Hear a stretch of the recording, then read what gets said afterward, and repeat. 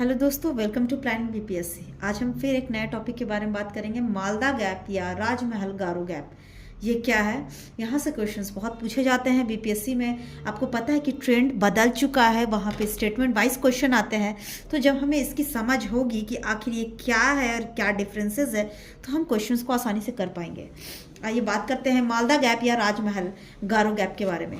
सबसे पहले देखें तो इसकी उत्पत्ति जो है वो भारतीय प्रायद्वीप के संचलन के दौरान धंसाव की प्रक्रिया के कारण हुआ है। ठीक है, मतलब यहाँ पर जमीन जो है, प्लेट टेक्टोनिक जब हो रही थी तो जमीन जो है, एक प्लेट वो नीचे की ओर धंस गया और दूसरा प्लेट ऊपर उठ गया।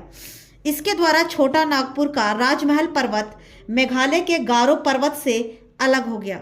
ठीक है, छोटा नागपुर जो क्या झारखंड में है, ठीक है ना, राजमहल पर्वत मेघालय के गारो पर्वत से अलग हो गया, इसलिए राजमहल गारो गैप कहते हैं।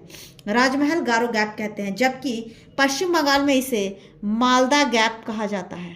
ठीक है, मालदा गैप गंगा और ब्रह्मपुत्र नदियों के द्वारा लाए गए अवसादों का मालदा राजमहल गैप में निक्षेपण के से डेल्टाई मैदान का निर्माण हुआ है। ठीक है, ये डेल्टा कैसे हुआ है? दो नदियों को अवसाद को ला के यहाँ पर डाल दिया, गंगा और ब्रह्मपुत्र नदियां, जिससे डेल्टा का निर्माण हो गया।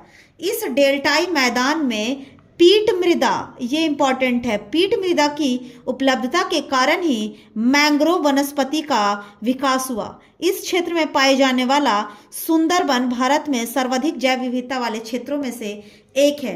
अगर यहाँ पर देखें तो मोस्टली गंगा जो है वो जलोढ़ मिट्टी लाती है। ठीक है, तो हम यहाँ गलती क्या कर बैठेंगे कि जब हमसे क्वेश्चन ये पूछा जाएगा कि राजमहल गारो गैप जो है डेल्टाई क्षेत्र, उसमें कैसा मिट्टी पाया जाता है, तो गंगा का नाम सुनकर हम जलोढ़ लगा देंगे, लेकिन नहीं, क्योंकि गंगा के साथ साथ ब्रह्मपुत्र नदियां भी है, इसीलिए यहाँ पर पीट मृदा होगी।